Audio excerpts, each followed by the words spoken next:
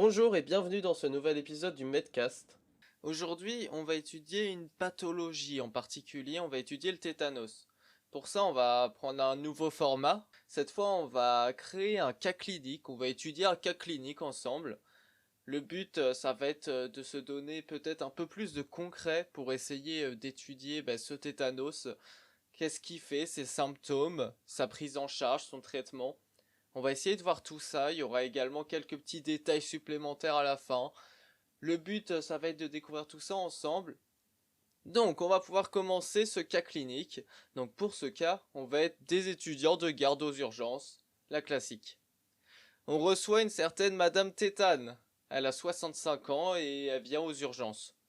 Elle a une douleur de nuque et elle a sa mâchoire qui est raide. On va lui demander pourquoi sa mâchoire est raide. Et en fait, ce qu'elle va nous dire, c'est qu'elle a du mal à ouvrir la bouche quand elle est fermée. Donc comme ça, on peut déjà comprendre que c'est un trismus. Donc on va continuer. Depuis quand est-ce que vous ressentez ces symptômes? Est-ce qu'ils sont plutôt arrivés brutalement ou de manière progressive? Et là, elle nous répond que ça a commencé depuis quelques jours et que c'est venu progressivement. Est-ce que c'est la première fois que ça vous arrive? Et elle répond que oui, c'est la première fois. Avec ces symptômes, on pense tout de suite à un tétanos. C'est les symptômes classiques. Mais on va affiner l'interrogatoire. On va chercher une porte d'entrée infectieuse. Est-ce que vous êtes blessé récemment? Et elle répond que oui, j'ai voulu accrocher un cadre la semaine dernière. J'ai été récupérer un clou dans la vieille caisse à outils dans le garage, et quand je fouillais dedans, je me suis coupé sur tout le long du doigt. Et à ce moment-là, elle va retirer un pansement sur son doigt, et elle nous montre la plaie. Là, ce qu'on voit, c'est une plaie sale, et elle n'a pas cicatrisé la plaie.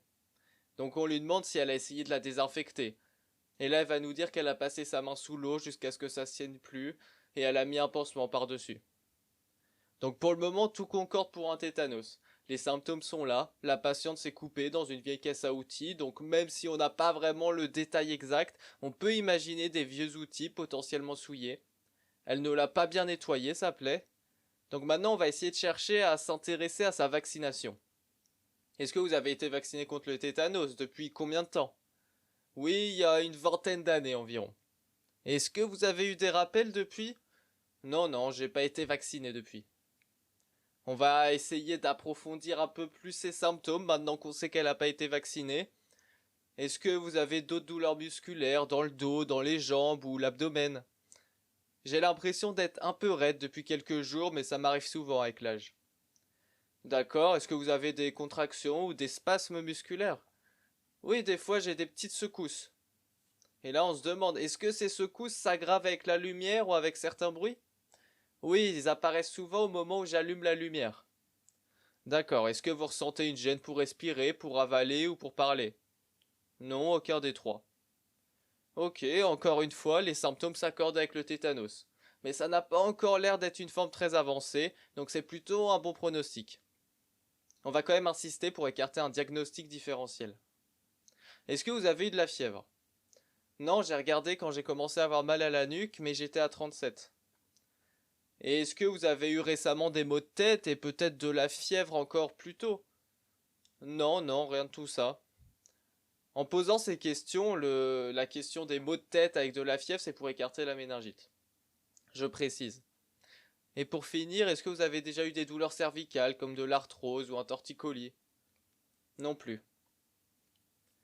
Donc, nous, à ce stade, on a toujours cette hypothèse du tétanos qui est très probable. Donc on va pouvoir commencer la prise en charge. Déjà, l'hospitalisation immédiate est nécessaire. Parce que les symptômes, ça peut se dégrader très vite et ça peut mener à de gros problèmes respiratoires. Souvent, il y a une intubation qui est faite. Et aussi, on va devoir traiter la plaie. On la désinfecte, on fait le parage et on suture. On suture que si on a réussi à exciser tous les tissus nécrotiques et qu'il n'y a plus de corps étrangers résiduels. Par contre, on va pas mettre de pansement occlusif. Et on doit aussi évaluer son immunisation tétanique. Donc, ce qu'elle nous indique, c'est qu'elle a été vaccinée il y a une vingtaine d'années. Elle a fait aucun rappel depuis. À partir de 65 ans, il faut recevoir un vaccin avec une valence tétanique tous les 10 ans. Donc, dans ce cas-là, elle n'est pas immunisée. Ce qu'on va faire, c'est donc qu'on va la classer comme une blessure majeure avec un vaccin non à jour. Dans ce cas, on doit lui administrer 258 d'immunoglobulines tétaniques humaines dans un bras. L'idée, c'est de neutraliser la toxine avant qu'elle intègre le système nerveux central. Et dans l'autre bras, on administre une dose de vaccin qui contient la valence tétanique. On va lui proposer un programme de mise à jour vaccinale et on lui précisera la date du prochain rappel. Et en symptomatique, on peut lui prescrire des benzodiazépines pour réduire ses spasmes musculaires et on doit aussi déclarer la maladie à l'ARS. Là maintenant, on a déjà une idée plutôt globale de ce qu'on doit faire dans ce cas-là. On doit nettoyer la plaie, la désinfecter, s'en occuper. On doit vérifier son immunisation tétanique et on doit réagir en conséquence. Peut-être injecter une dose de vaccin, peut-être injecter des immunoglobulines. Mais maintenant qu'on a fini ce cas clinique, on va essayer de voir un peu plus en détail ces petits trucs en plus. Au niveau des symptômes déjà. On a déjà évoqué le trismus, ça correspond au blocage de la mâchoire, on n'arrive pas à l'ouvrir. Et on a aussi évoqué les spasmes. Les spasmes, ils peuvent être généralisés, ils peuvent être très douloureux, et ils ont tendance à être déclenchés par des stimuli comme le bruit, la lumière ou le toucher. Mais ils peuvent aussi être spontanés dans les formes graves. Et aussi, ils peuvent entraîner une dysphagie. Ils peuvent aussi atteindre les muscles respiratoires, ce qui va entraîner une défaillance respiratoire, ce qui fait qu'on doit souvent intuber, et dans les cas les plus graves, ils peuvent mener à l'arrêt respiratoire. Quand on a des spasmes des muscles de la face, on peut avoir ce qu'on appelle un rictus sardonique. C'est-à-dire que cette contracture des muscles de la face va nous faire grimacer. Maintenant, si on sort un peu des spasmes, on peut aussi avoir une contracture des muscles du dos et de la nuque, ce qui va entraîner petit à petit une courbure du corps en arrière. On appelle ça un opistotonos. Donc là, on a fait un petit point sur les symptômes possibles avec le tétanos. Maintenant, si on fait un point épidémiologique, les personnes à risque, ce sont les non-vaccinés déjà. Dans les pays développés, on a une prédominance féminine chez les sujets âgés. Et dans les pays moins développés, il y a des cas chez les nouveau-nés de mères non vaccinées. Et c'est une infection qui est grave, on a 30% de létalité. On va aussi faire un point sur la prise en charge. Si on est devant une plaie sale ou non cicatrisée, on doit la désinfecter et faire le parage. Le parage, ça consiste à exciser les tissus nécrotiques et retirer les corps étrangers. Le Clostridium tetani, qui est la bactérie, c'est une bactérie anaérobie. Ce qu'on va donc chercher à faire, c'est créer une aérobiose qui est néfaste pour la bactérie. Donc s'il y a de l'air, si elle est dans un milieu aérobie, ça va être néfaste pour elle. Et c'est aussi pour ça qu'on ne met pas de pansement occlusif. C'est pour garder l'air autour de la plaie. Et si on a un doute sur notre parage, si on pense qu'il reste peut-être des corps étrangers ou des tissus nécrotiques, on ne suture pas. Petite parenthèse aussi pour dire que le diagnostic, ça ne sert à rien de prélever la plaie.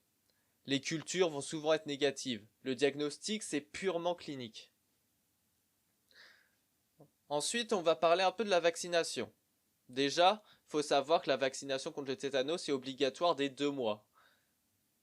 Ensuite, on a 2 cas dans le traitement.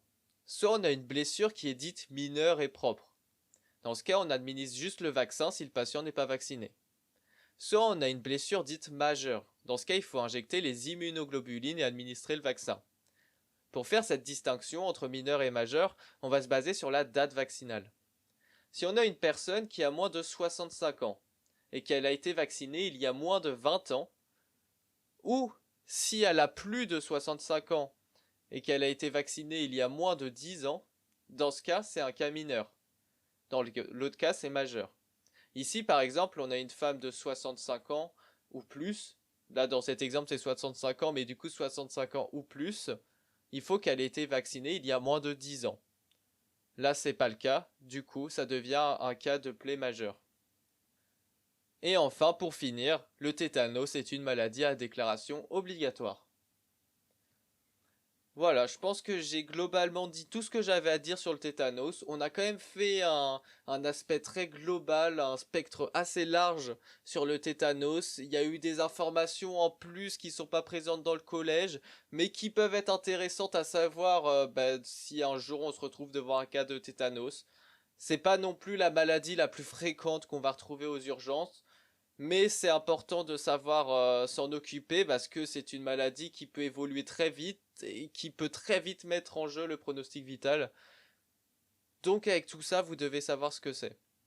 Maintenant, encore une fois, j'ai fait un cas clinique, peut-être vous n'aurez pas la même méthode, peut-être que selon vous il va manquer des choses. N'hésitez pas à me le dire dans les commentaires pour que j'apprenne, pour que ce soit mieux la prochaine fois. Il n'y a pas de souci avec ça, on est là pour apprendre ensemble. Et c'est sur ce que moi je vais vous laisser pour cet épisode. On se retrouve la semaine prochaine pour le prochain épisode du Medcast. Merci d'avoir écouté et à bientôt.